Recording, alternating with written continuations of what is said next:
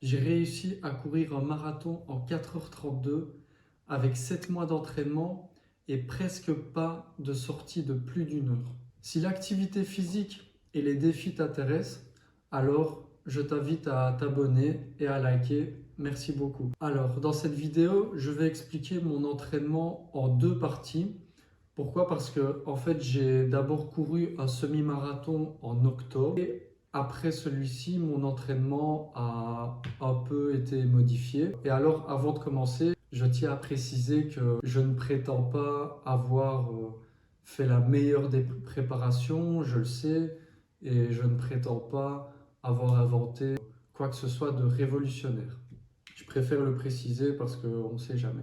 Donc la préparation de mon semi-marathon a commencé le 3 juillet 2025 et je courais le semi le 19 octobre 2025. Donc mon entraînement se résumait à 3-4 sorties par semaine et à des séances de 20 minutes maximum et très souvent dans des zones assez intensives. Donc au-delà de la zone 2 qu'on recommande souvent pour l'endurance. Et à ça s'ajoutait un squash d'1 heure par semaine et un paddle d'1 heure et demie par semaine. Donc techniquement, je ne faisais quasi pas d'entraînement spécifique à l'endurance. Alors pourquoi? Ça a été un choix au début parce que je voulais vraiment plutôt axer mon travail sur la fréquence et faire ce que j'aimais le plus pour créer une habitude de justement d'aller courir le plus souvent possible, etc. D'être régulier. Alors, comment s'est passé le semi-marathon? Alors, le problème, c'est que j'ai voulu démarrer trop vite, ce qui a fait qu'après 12-13 km, j'ai commencé à avoir du mal. Donc j'ai eu la fatigue générale assez vite. J'ai eu une douleur à l'aine droite, donc au niveau de la hanche. Et j'ai eu une douleur aussi au pied droit, ce qui m'a obligé en fait à marcher, je dirais, une bonne dizaine de minutes sur la durée totale. Malgré ça, je l'ai couru en 1h58, ce qui n'est pas dégueulasse, je trouve, pour un premier semi-marathon.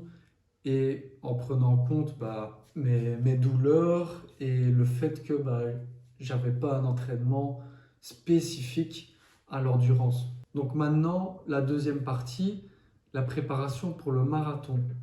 Donc celle-ci a commencé le 8 novembre 2025 et en fait j'ai pris 3 semaines de repos parce que justement ma douleur au pied était trop intense et je pense que je me suis peut-être même potentiellement fait une micro-fracture ou quoi. Et d'ailleurs je l'ai traîné pendant toute la préparation, la suite de ma préparation. Donc c'est vrai que ça a été un peu handicapant. Alors, ma préparation se résumait du coup à toujours 1 heure de squash par semaine. J'ai ajouté une séance de renfort par semaine avec un focus sur les membres inférieurs du corps et un travail des qualités athlétiques. Donc, je faisais des exercices de saut ou de pliométrie, je faisais des exercices d'équilibre pour justement un peu éviter les blessures, les douleurs chroniques.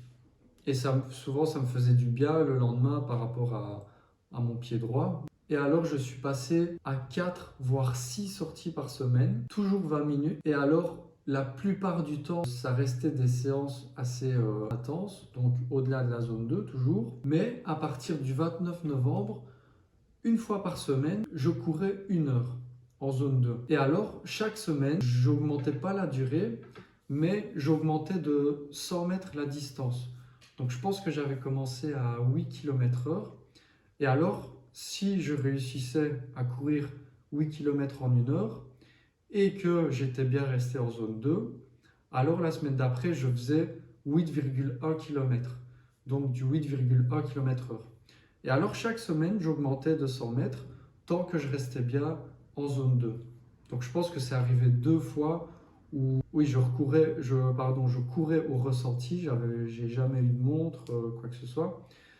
Mais dès qu'au ressenti, je sentais que j'étais plus en zone 2, la semaine d'après, soit je redescendais de 100 mètres, soit je restais à la même distance. Et alors, 1 mois et demi avant le marathon, ce que j'ai fait pendant un mois, c'est que j'ai totalement arrêté le squash. Et alors, ce que je faisais, c'est que je ne courais plus qu'en zone 2. Et en fait, j'essayais de courir le plus souvent possible, donc quitte à courir tous les jours. Et à chaque fois, d'augmenter de 500 mètres à 2 km. Donc je m'explique. La première fois, j'ai couru 6 km. Si ça allait le lendemain, je courais 6,5 km et ainsi de suite.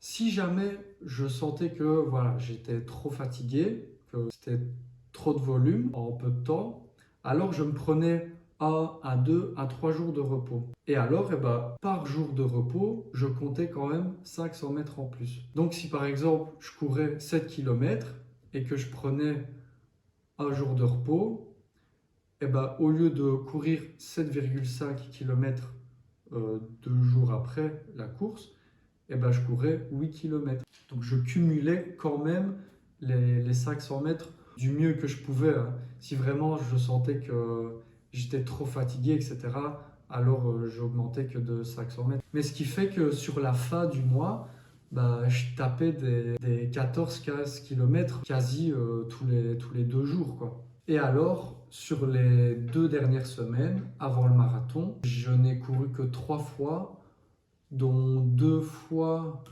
15 km et 1 fois 5 km, où là, c'était plus une sortie intense pour voilà, travailler mon allure. Alors maintenant, le marathon. Celui-ci se déroulait le 15 mars à Barcelone. Et alors, j'avais comme objectif exceptionnel de le finir en 4 heures. Je m'étais dit, avec mon entraînement, etc., 4 heures, ce serait exceptionnel. Mais quand je dis exceptionnel, c'est que limite, j'y croyais pas, quoi. Et c'est pas pour rien que j'y croyais pas, parce que je l'ai pas fini en 4 heures. Donc je l'ai fini en 4h32, ce que je trouve vraiment honnête comme résultat, surtout avec, encore une fois, le type d'entraînement que j'ai eu. Et puis, faut dire ce qui est, c'était mon premier marathon. Et au niveau du ressenti, honnêtement, les 30 premiers kilomètres, j'étais bien. J'étais bien et j'étais à une allure de, je dirais, 5 minutes 50 le kilomètre. Donc en soi, j'étais plus ou moins dans les temps pour le faire en 4 heures, voire allez, 4h10. Et puis en fait, 30e kilomètre, je ne sais pas exactement à quoi correspond le mur, donc je ne sais pas si je peux dire que je me suis pris le mur, mais je ne pense pas que c'était le mur parce que ce n'était pas un ressenti général, ça a vraiment été l'intérieur de mes cuisses, au niveau des genoux. J'ai jamais ressenti ça. J'avais l'impression qu'à chaque pas de course, on me foutait des coups de couteau. Franchement, c'était horrible. J'avais l'impression d'avoir Freddy Krueger qui m'en voulait. Je sais pas ce que je lui ai fait, le bougre, mais il me lâchait pas. Du coup, il y a carrément un moment où c'est même pas que je ne voulais plus courir, c'est que je n'aurais plus su courir. Et donc, ce que j'ai fait, c'est que à partir du 30e kilomètre, je marchais rapidement et je dirais en moyenne 500 mètres. Et plus ou moins après 500 mètres, à chaque fois, la douleur aux cuisses se dissipait. Et alors, je recourais à une allure quand même inférieure, mais c'était mieux que de marcher. Donc, je courais le plus possible. Et dès que les coups de couteau recommençaient, alors je remarchais, etc. Donc, j'ai fait ça pendant les 12 derniers kilomètres. Et franchement, c'était horrible. C'était horrible. Jamais ressenti ça. Et donc, pour finir, comme je l'ai déjà dit, je l'ai terminé en 4h32. Donc, un temps dont je suis très fier. Voilà. Je veux pas me cacher. Je suis quand même, il y a quand même un sentiment d'insatisfaction. Mais voilà, je me dis que c'est juste une bonne excuse pour en refaire un dans 6 mois ou dans un an, je sais pas encore. Et alors, pour l'anecdote, en fait, on s'était lancé le défi avec 2 de mes meilleurs potes. Et eux deux ont travaillé plus spécifiquement. Donc, ils ont fait pas mal de zone 2, de longues sorties, etc. Et sur la fin de leur prépa, les mecs, ils se tapaient carrément des 25 km, des 28, même une fois à 32 km. Et ça, c'était 3 semaines avant le marathon. Et du coup, moi, dans ma tête, j'étais là, ah ouais, mais eux, en fait, limite, ils vont même pas découvrir la sensation du marathon. Pour eux, il manque plus que 10 kilomètres et ils y sont, quoi. Et à ma grande surprise, eh ben, j'ai été celui qui ait commencé à avoir beaucoup de mal le plus tard. Donc, c'est-à-dire que moi, bah, c'est à partir du 30e kilomètre que j'ai eu beaucoup de mal. Et encore, c'était au niveau des jambes, parce que le souffle, les gars, je vous jure, même au 42e kilomètre, le souffle, j'étais tranquille. Le souffle, j'étais tranquille. Après, bon, ça faisait 12 kilomètres aussi que je marchais, je courais lentement, je marchais, je courais lentement, mais c'est vraiment les jambes qui m'ont lâché. Et donc, mes deux potes, eux, faisaient des longues sorties, mais ils n'ont jamais fait de renfort. Et eux, ils ont commencé à avoir beaucoup de mal Il y en a un, c'était au 25e kilomètre, et l'autre au 28. Donc en fait, je pense que pendant leur prépa, bah ok, ils faisaient des très longues sorties, mais à mon avis, à des allures très faibles, donc zone 2, voire zone 1. Et je pense qu'en fait, bah, avec l'euphorie de l'événement, etc., bah, ils ont été pris dans le mouvement, ils ont peut-être démarré trop vite, je sais pas. Et donc, oui, ils ont craqué, entre guillemets, plutôt que moi. Je dis ça, mais il y en a un des deux qui a quand même fini avant moi. Lui, il l'a fait attends, en 3h58. Donc, c'était son premier marathon aussi. Top. Et mon deuxième frérot, lui, il l'a fait en 5h55.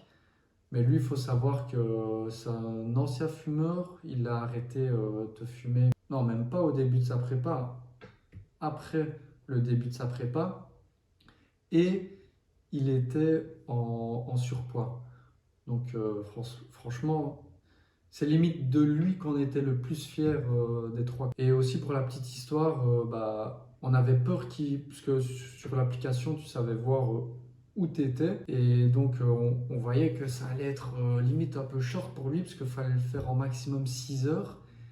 Et donc qu'est-ce qu'on a fait avec bah, mon autre pote?